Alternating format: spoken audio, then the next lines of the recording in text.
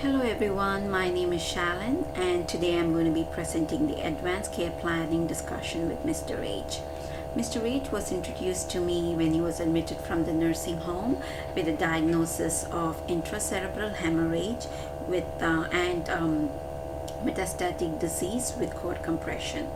I chose Mr. H for the Advanced Care Planning Discussion project because he's a very pleasant middle-aged man who is very cooperative and open to all the discussion with his advanced care planning. Also, his wife, Mrs. H, was actively involved in all the healthcare decision making for the patient, and also she actively participated in all the care plan meeting.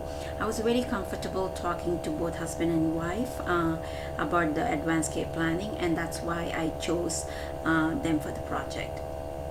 Mr. H has a diagnosis of stage 4 adenocarcinoma of lung with leptomeningeal spread to the brain and spinal cord. His last chemotherapy was in December of 2019. Early January 2020, he was admitted to the hospital and was diagnosed with deep vein thrombosis of his bilateral lower extremity, and he was discharged home on Eliquis. Late January, he again presented to the hospital with complaints of nausea, vomiting, headache, and right lower extremity weakness. The CAT scan showed left cerebral hemorrhage and partial effacement of the ventricles. Due to his new medical condition of right lower extremity weakness, he needed assistance with his activities of daily living for ambulation and transfer. His family was not able to take care of him, and the decision was made to place Mr. H to the nursing home for further clinical monitoring for subacute rehabilitation. So Mr. H, when he initially presented from the hospital, he came in with the advance directive indicating he full code. Patient wanted to have all measures including resuscitation and intubation in an event when his heart stops working.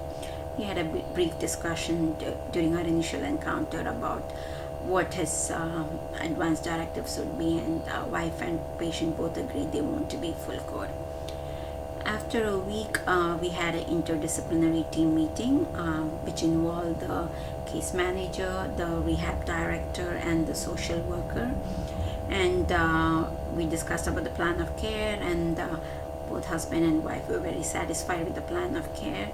And we asked them again about the advanced directives, what his wishes were, how would he want his care if he's in case he has when his disease progresses and he comes to a point where he's not able to make his healthcare decisions, what was goals. Where we opened up the conversation, and patient and wife said, right now we want everything to be done.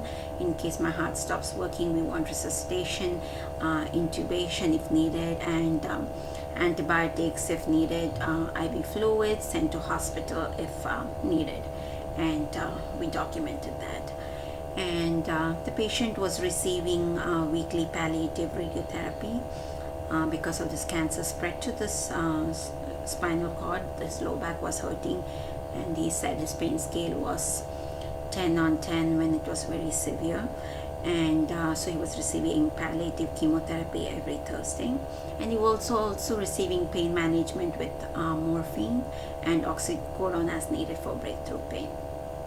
And these other medical conditions where he had high blood pressure, which was controlled with amlodipine and metoprolol, and he had Remeron for his depression, and he also had constipation which was induced by opioids, and he was on bowel regimen, about 3 medications.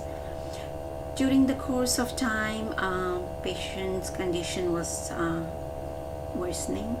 He also had one episode of acute urinary retention, and we had to transfer him to the hospital, and they introduced Foley catheter and sent him back. And he had this on and off abdominal discomfort because of constipation, and we were giving him fleet enema. He was also noted with decreased oral intake and weight loss. And whenever I had an encounter with the patient, I always discussed with the patient and his wife, saying that the medical condition and the symptoms that the patient is experiencing is indicated that his cancer has been progressing, and due to metastasis to the brain, it is possible that his confusion can worsen. I also encourage in this encounter, if the patient had any fear or concerns at this point, if he wants to talk about this, if something happens and he's not able to make any healthcare decision for himself, as he considered, to appoint somebody, and what are his goals, and how does he want his care, how does he want to direct his care when he's nearing the end of life. I asked him, and I also encourage him to speak to his wife, since his wife is actively involved in his care. Patient listened patiently to everything, and he said he needs a day or two and time to think, and he'll get back to me. And I also asked him at that time, using the model Making Wishes Known, that is he expecting from me as a healthcare provider anything that he wants, like how can I help him in his present condition, where if I can make him comfortable, what would that be? And patient opened up at that time that he's having this severe pain in his back, which is unbearable at times, and especially at night times it is so unbearable that is preventing him from sleeping, and also occasional abdominal discomfort due to his constipation. So we decided to increase his morphine. He was receiving morphine ER 15 milligram. We increased it to 30 milligram to every 12 hours, and continue oxycodone 10 milligram as needed for breakthrough pain. And I also made a referral to gastroenterology to make a recommendation for his constipation, which is induced by the opiates. The next day, patient informed us that at this point he wants his wife to be the healthcare proxy.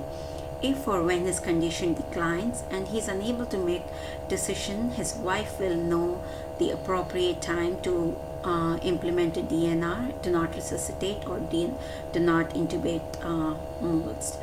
So the healthcare proxy was signed by Mr. H on 3rd of March 2020, and appointed his wife as his healthcare agent to make any and all healthcare decisions for him. The healthcare proxy was witnessed by social worker and nurse manager.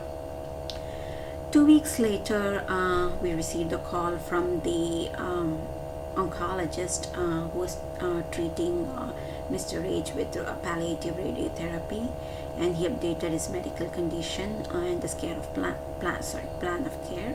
The oncologist stated that Mr. H is not benefiting from the radiotherapy, and they plan to discontinue any further radiotherapy as it is not benefiting him.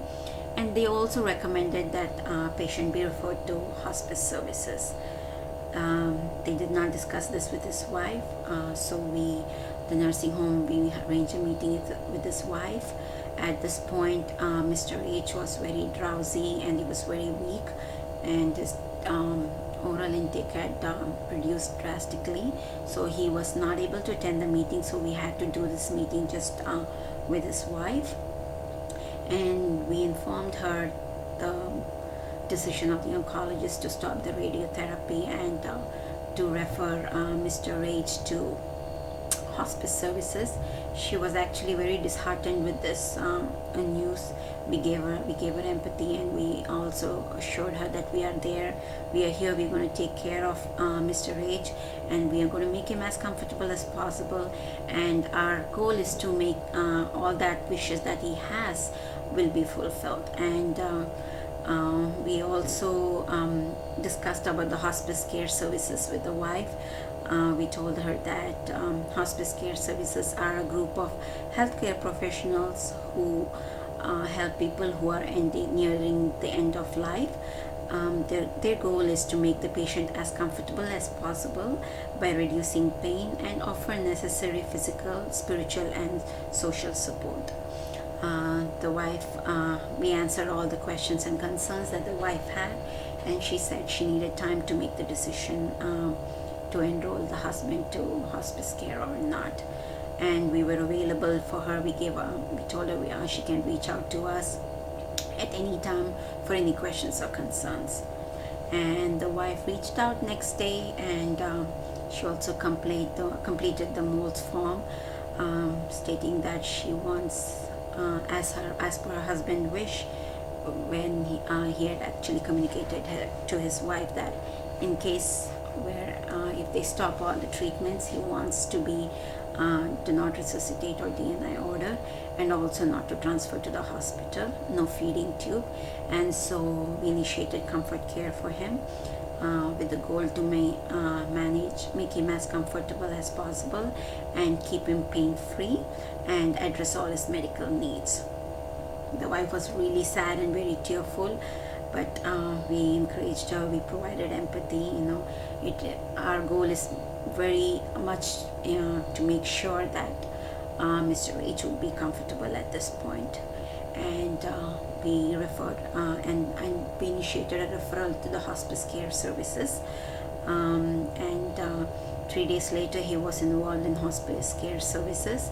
And the hospice care services provided a 10-hour nursing assistant who came and helped him feeding, grooming, cleaning. So right now he is receiving the hospice services. I keep talking to him. I keep going and making sure that he's comfortable, he's pain free, and his constipation is being taken care of.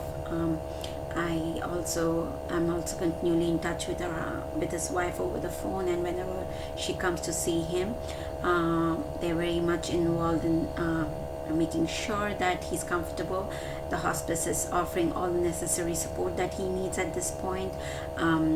They are giving him emotional support to the family as well. So they are very satisfied with the hospice care services now. That's all my discussion. Thank you for listening to my presentation. Nurse on the second floor, please pick up Park 1.